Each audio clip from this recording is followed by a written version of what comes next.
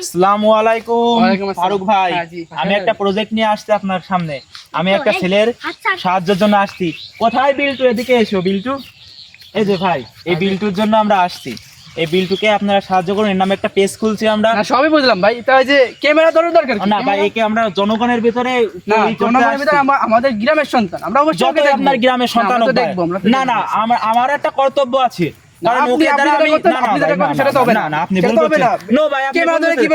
Camera ধরে আমি এখান থেকে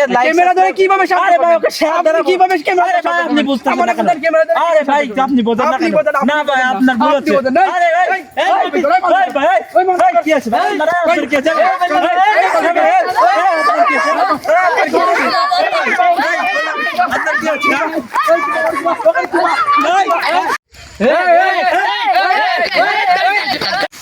বাড়াবাড়ির ভিতর খালি আমাকে দুজনের লাভ হলো।